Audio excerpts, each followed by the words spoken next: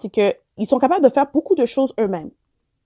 Eux, ils ont juste besoin que vous faites suivi de qu'est-ce qu'ils ont déjà fait comme démarche ou que ils veulent que vous entrepreniez un peu en général tout ce qu'ils ont déjà mis en place, mais que rien n'est encore entamé côté début, côté recherche, exemple, signature de contrat. Là, je vais aller plus en détail sur le pourquoi que je fais cette capsule en général. C'est parce que, qu'on le veuille ou pas, souvent, mais souvent, beaucoup de clients essaient de négocier les prix des autres fournisseurs. Il y en a qui vont peut-être vous dire, écoute, je vais te faire un 15% de rabais, il n'y a pas de problème. Mais il y en a d'autres, leur prix est ferme. Je vous explique pourquoi je vous parle de cela. Parce que si vous allez au Maxi, là, vous voyez l'affaire est 2,97 sur les tablettes. Vous n'allez pas pouvoir aller à la caisse et dire, est-ce que tu peux le faire pour une 97? Maxi, c'est Maxi. Ça reste le prix qu'il est. À moins que, oui, tu dois, je sais qu'ils ont une politique ils doivent avoir le même prix des autres compétiteurs, puis ils vont l'ajuster à le prix ou ils vont vous le donner gratuit parce qu'on sait très bien, selon l'OPC, l'Office de protection du consommateur, c'est quand un produit est plus ou moins 10 $, ils doivent vous émettre la différence ou vous donner gratuit. On vous donne gratuit en bas de 10 $. Plus de 10 $, on vous fait payer la différence. Donc, je mets ça clair pour qu'on vienne me dire, hey, c'est n'importe quoi. Hell no, okay, don't try me, okay. So, pour poursuivre, lorsque la coiffeuse vous dit, ça va coûter tant pour faire vos cheveux. Oui, je sais, c'est un mariage. Oui, même si ça aurait été ta fête, tu fais la même coiffeuse, ça va pas être le même prix. Je comprends cette réalité-là. Que ça a l'air d'une crosse ou pas une crosse, ça reste que c'est un prix. T'as le choix d'aller ailleurs pour faire tes cheveux en passant. Mais non, parce que tu vois que cette personne-là fait un très beau travail. C'est tellement beau, tu fais, mon Dieu, les clientes ont l'air satisfaites. Oh, je regarde le cortège, là. Leurs cheveux sont en fleek, le maquillage est en fleek. Damn, man, I want that woman to do my hair. I want to go to that specific hair salon. Okay, girl, no problem, boo-boo. If it is possible, but get your coins right. Know what I mean? Get your damn coins right. You want to look amazing? You want to look gorgeous? You want that specific good service? Prepare your money, boo. Because like they say, no money, no candy. So if you want to look juicy and you want to look good, you want to look fly, know what I mean? Prepare your money. Okay? I'm going to go ahead here with another thing in general. I switch up in English, you know what I'm saying? That's me straight up bilingual, trilingual, whatever you want it. But that's how I'm feeling to come with that subject. Same thing for your DJ, baby boo. Same thing for your, I don't want to minimize your personality or whatsoever, but I want to wake up your mind a bit because you seems not to understand sometimes that you want quality, but quality comes with a certain amount, and you got to prepare your pockets for that. If you cannot afford it, then you prepare your budget for it. And if your budget cannot afford it and you cannot prepare the budget, then now there's another way around. Gérer, dégager, résigner, Léo dit, ou résigner. Donc, tout simplement pour se dire que c'est sûr qu'il y a un budget qui est important d'être établi, puis qu'on met toujours plus ou moins un montant au cas où il y aurait des changements qui pourraient arriver en cours du processus d'entamer les contrats de service et tout. Je prends le temps de parler, ça je veux parler avec les mariés, puis les filles d'honneur aussi. Spécifiquement. Tu veux un service hors pair. Tu veux absolument quelque chose qui est spécial, qui a l'air vraiment,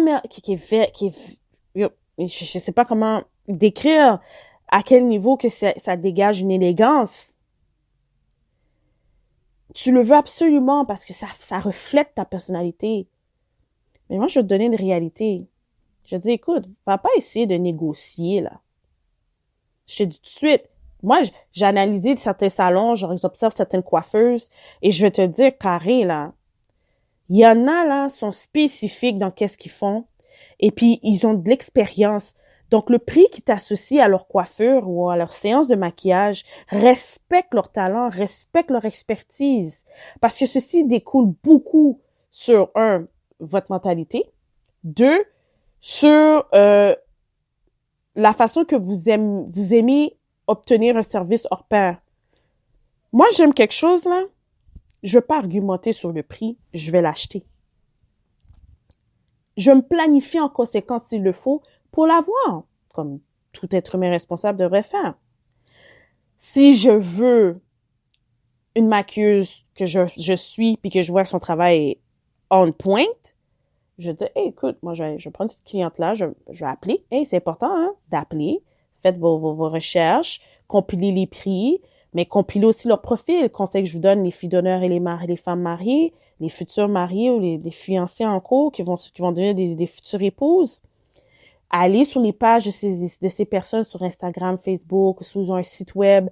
Analysez leur travail, passez, allez voir vous-même, allez vivre l'expérience. Exemple, si vous vous mariez l'année prochaine, ben donnez-vous cette petite opportunité, lorsque c'est votre fête, d'aller vous faire maquiller ou coiffer par la coiffeuse que vous aimeriez qui vous coiffe. C'est déjà une première expérience. Puis là, vous allez vivre l'expérience pour déterminer le jour de mon mariage, je veux vivre cette expérience-là avec cette coiffeuse-là à nouveau.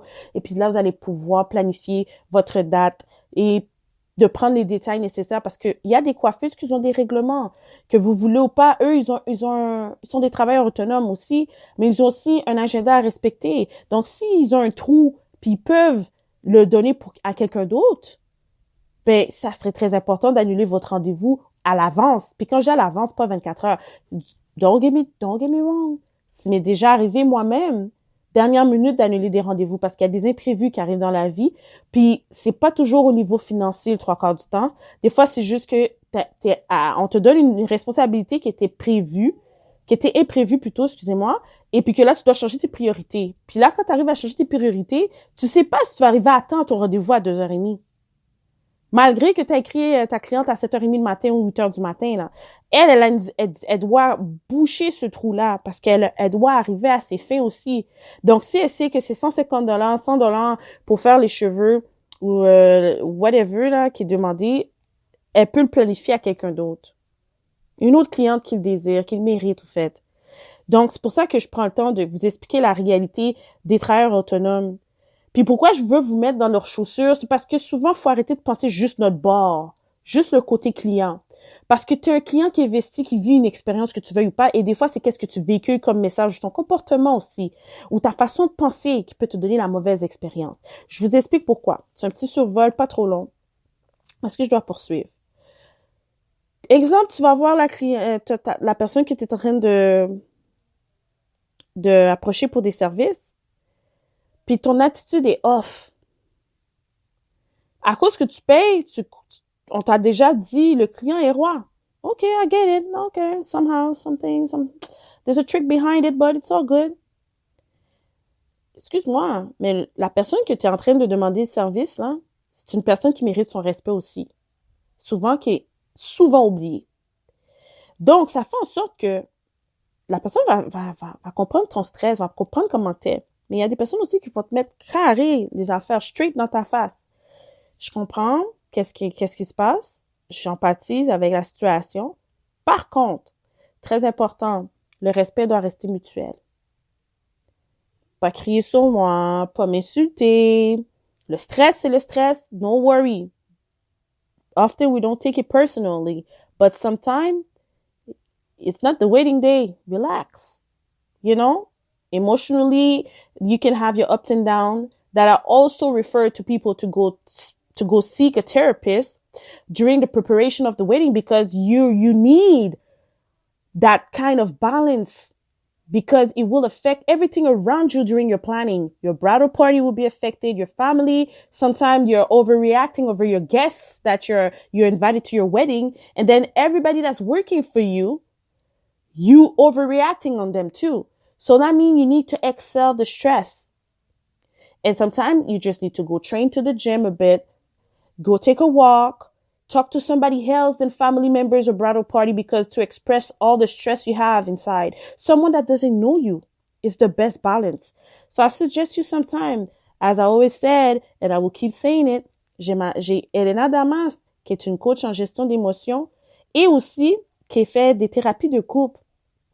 Allez suivre sa page sur Instagram, Harmonise ta vie, sur Facebook aussi. Je vous dis, c'est une femme de la communauté professionnelle et que je vous garantis qu'elle va vous donner les pistes à suivre pour bien balancer votre relation de base, vos émotions secondaires et troisième étape qui est très importante, il y en a plein d'autres, mais je vous donne les 3 étapes de base, c'est la manière de communiquer vos insécurités émotionnelles sur la planification aussi. Et c'est là que je vais embarquer sur le choix de vos filles et vos garçons d'honneur. Chers futurs mariés, lorsque vous choisissez vos garçons d'honneur, c'est très, très, très important, OK? De choisir une personne qui partage votre mentalité et qui respecte vos choix. Pourquoi que je dis respecte vos choix? Je mets beaucoup d'emphase sur le mot parce que ton boy là, ou ta pacnaise là, elle a peut-être des idées qu'elle aimerait amener à ton mariage, qu'elle aimerait avoir dans son mariage, en passant. Puis ça veut pas dire automatiquement ça reflète ta personnalité, puis ça vient te rejoindre en tant que personne, right? Mais tu prends les informations, OK, no problem. T'as aussi des boys ou des partners. They don't like your man or they don't like your future wife at all. So they bring some kind of energy into your preparation. It's never outsiders all the time. It's insiders, people. Hello, wake up. It's happening. Je vous partage cela parce que je l'ai vu, je l'ai vécu aussi. Puis je pourrais vous garantir que c'est très important de choisir des personnes, non pas parce que vous les connaissez depuis primaire puis secondaire, là, mais plus parce que ces personnes-là vous respectent en tant que personne lorsque vous n'êtes pas présente. Puis quand je dis lorsque vous êtes absent autour de ces personnes-là, c'est que, exemple, moi, je te dis, hey, tu sais quoi?